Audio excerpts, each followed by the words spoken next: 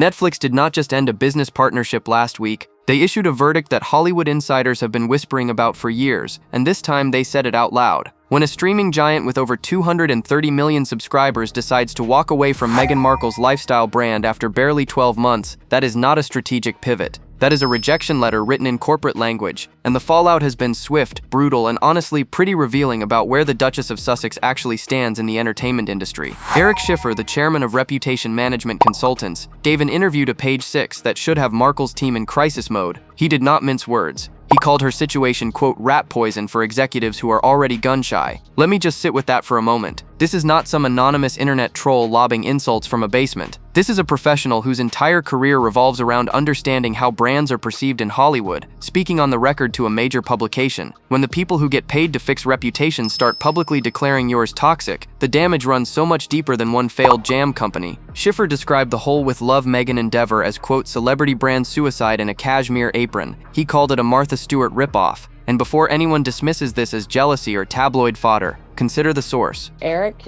Schiffer, who's the chairman of Reputational Management Consultants, told them that Netflix cutting ties with Meghan's lifestyle brand sends a pretty brutal signal to the marketplace. PR professionals do not typically torch potential clients in the press unless they have already written them off entirely. The pattern he identified is not speculation, it is documented history. Spotify, Lemonada, Netflix, each exit louder and messier than the last. Each departure accompanied by the same narrative from Markle's camp, that somehow her partners just could not keep up with her vision. At what point do we stop blaming every single collaborator and start looking at the common denominator? I am just going to say it. When 3 major media companies in a row decide working with you is not worth the headache, the problem is not their lack of imagination. The statement Netflix released was carefully crafted to say absolutely nothing while communicating everything. Quote, the show did not go on, so it did not make sense to continue the partnership. Read that again. The show did not go on. They are referring to With Love Meghan, the cooking and lifestyle series that was supposed to launch a merchandising empire. Netflix invested in brick-and-mortar retail opportunities. They planned to create dedicated as-ever sections in their Netflix house locations in Philadelphia and Dallas. They were building infrastructure around this woman's brand, and then they watched the viewership numbers come in, watched the public response, and quietly dismantled every single one of those plans. The show did not go on. That is Netflix speak for this. Flopped, and we are cutting our losses. What makes this particularly interesting is Markle's counter-narrative. According to sources close to the Duchess, she cut ties with Netflix because they were holding her back. She felt they were too cautious with her as-ever brand. She wanted to go global, and apparently Netflix, the company that operates in over 190 countries worldwide, just was not set up to help her achieve international reach. Come on,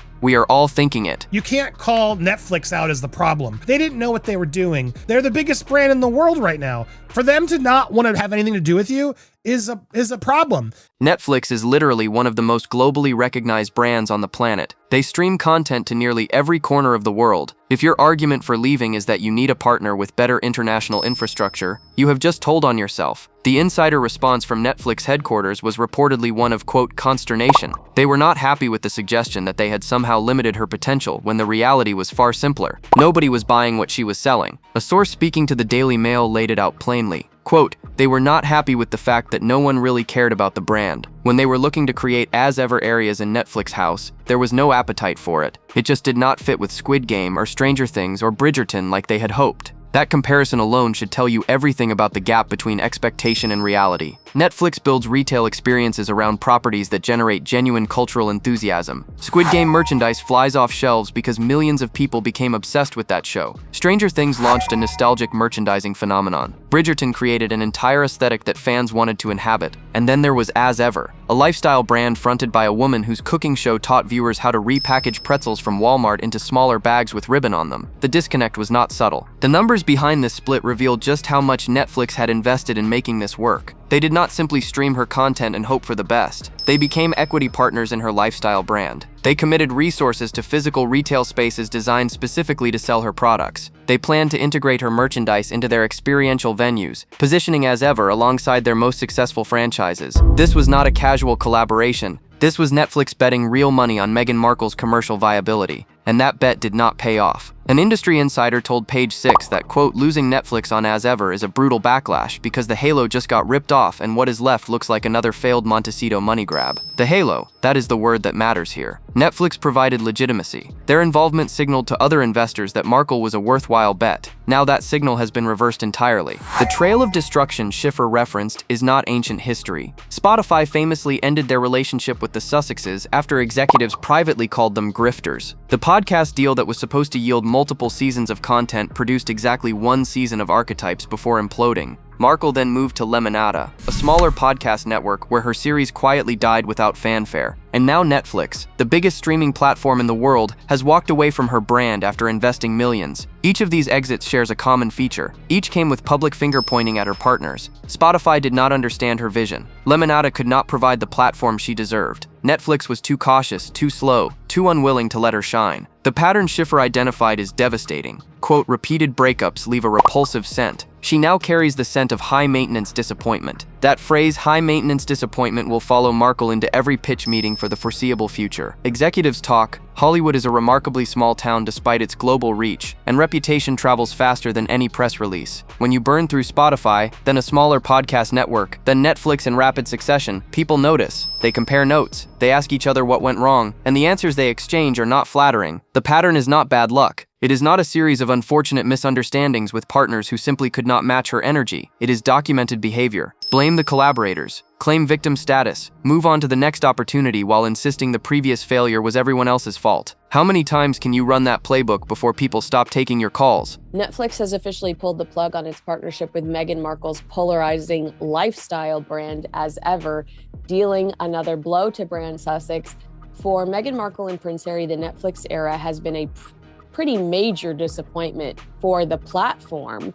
This particular failure cuts deeper than the others for a specific reason. Netflix represented the ultimate validation for Markle's post-royal ambitions. This was not a podcast deal or a book contract. This was the biggest streaming platform in the world, saying, yes, we believe in you, and here is major capital to prove it. They did not just stream her show, they became business partners in her lifestyle empire. They provided the credibility that smaller investors would have needed to see before committing their own resources. Schiffer put it bluntly, quote, for Meghan, losing Netflix is the kiss of death to the pitch that prestige partners will see unlimited upside. Spoiler alert, he added, they do not. If Netflix, with all their resources and global distribution capabilities, could not make As Ever successful, what investor in their right mind would take that bet now? The question nobody in Markle's camp seems willing to address is the one about audience. Schiffer suggested that Hollywood buyers should actually question whether she has a, quote, real audience. This touches on something commentators have speculated about for years, the gap between her apparent social media following and her actual commercial pull. Millions of Instagram followers should theoretically translate into millions of potential customers, yet the products sit unsold. The viewership numbers disappoint. The merchandise planned for Netflix house retail locations never materialized because there was simply no demand. With Love Meghan generated chatter, certainly. People talked about it, critics wrote about it. But talking about something and actually wanting to purchase products associated with it are very different behaviors. The show attracted attention partly because viewers were curious about this former actress turned royal turned lifestyle entrepreneur. Curiosity is not loyalty though, and loyalty is what moves merchandise. The gap between Markle's social media presence and her actual purchasing customers has become impossible to ignore. You can have millions of followers while simultaneously having a product that nobody buys. The follower count looks impressive until you examine engagement rates, until you track how many of those followers actually interact with content, actually click through to purchase pages, actually complete transactions. There has been persistent speculation about the authenticity of her follower base, with some suggesting inflated numbers that do not represent genuine consumer interest. Whether or not those specific claims hold water, the evidence from her commercial ventures speaks loudly. If she commanded the devoted audience her team suggests, Netflix House would have built those As Ever sections. Retailers would be clamoring for her products. The show would have generated the viewership necessary to justify continued investment. None of that happened. Markle's camp has framed her departure from Netflix as a strategic decision to pursue global expansion. She wanted to take As Ever international, they claim, and Netflix was not the right partner for that ambition. Let me be very clear about why this explanation does not hold up to even basic scrutiny.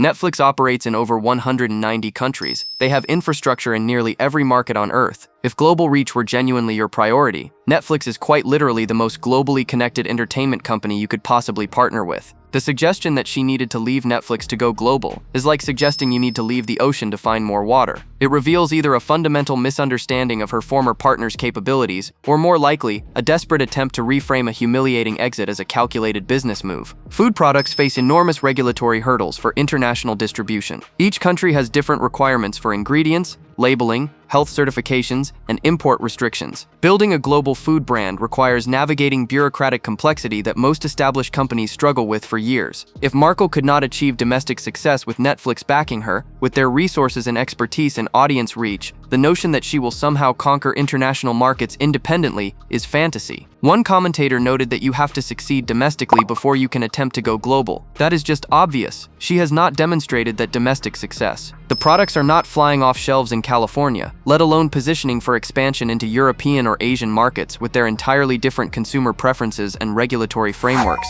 Eric Schiffer offered something rare in his Page 6 interview. He provided honest PR advice, the kind of guidance Markle would be wise to actually consider rather than dismiss. Quote, "If I were advising them, I would amputate the empire fantasy and build one excellent repeat purchase business that does not need royal smoke machines. That prescription is brutal, but accurate. The empire fantasy has been evident from the beginning. Multiple product lines, television shows, podcasts, film production, speaking engagements, philanthropic foundations, book deals. The approach has been scattershot, attempting to establish dominance across every possible revenue stream simultaneously rather than mastering any single area first." Schiffer continued, quote, "They have to get out of the out-of-touch celebrity elitism bubble and make something people want more than they want to mock." That last phrase deserves repetition. Make something people want more than they want to mock. Right now, Markle's brand generates more mockery than genuine consumer interest. The products become punchlines. The cooking show became fodder for parody. The lifestyle positioning became evidence of tone deafness. When your commercial output consistently inspires ridicule rather than purchase intent, your brand has a fundamental problem that no amount of marketing spend can fix. The royal smoke machines Schiffer referenced are the borrowed glamour of her connection to the British monarchy. That connection got her initial meetings. It generated curiosity. It opened doors that would have remained permanently closed to a former cable television actress with modest career achievements. But smoke machines eventually dissipate. The curiosity fades, and what remains is the product itself, which needs to stand on its own merits. The contrast in approach between Markle and the Princess of Wales became particularly stark this same week. On International Women's Day, Kate posted a message celebrating other women. Quote, "Today we celebrate the kindness, resilience, and quiet strength of women in our families and communities." She reposted highlights from various organizations, elevating the work of women across different charitable causes. The focus was external. The spotlight was directed outward. The message centered other people and their contributions. Meghan Markle posted a photograph of herself gazing lovingly over the California coastline with her daughter Lilibet. The focus was internal. The spotlight was directed at herself. The message centered her own experience of motherhood and beauty. One approach says service. The other says self-promotion. The difference crystallizes everything observers have noted about the brand problem that continues to plague the Duchess. Even sympathetic commentators have struggled to defend the trajectory of Markle's commercial ventures. Jack Royston at Newsweek has traditionally written favorably about the Sussexes. He has extended them benefit of the doubt that others refuse to offer. But following the Netflix departure, even Royston acknowledged reality. He wrote that this represents, quote, "another chapter of life that risks being recorded by the history books as distinctly unsuccessful." Distinctly unsuccessful. From a writer who has been among her more generous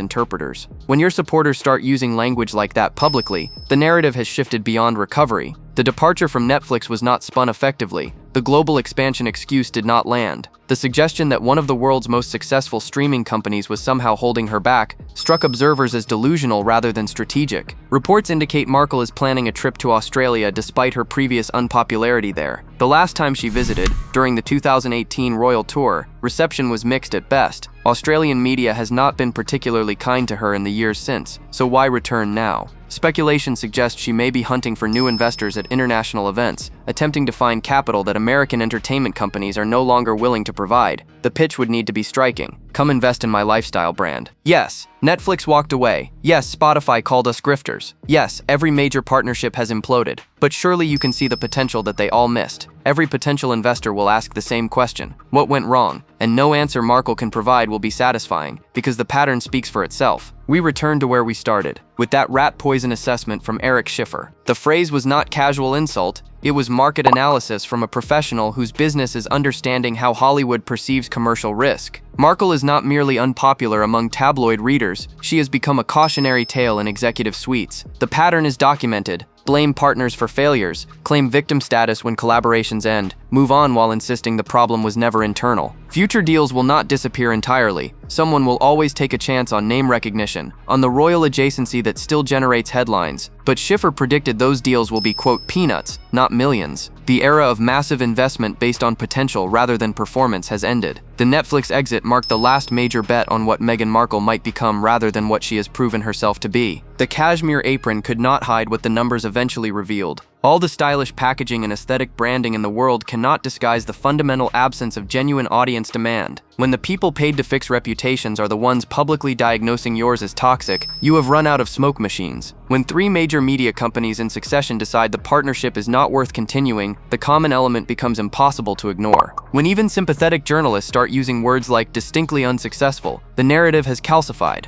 The Eric Schiffer described that high-maintenance disappointment does not wash off easily. It follows you into every room, every meeting, every pitch. It whispers to executives before you even open your mouth. And in an industry that runs on relationships and reputation, that whisper can be career-ending. Drop your thoughts below. Like, subscribe, and stay tuned for what comes next.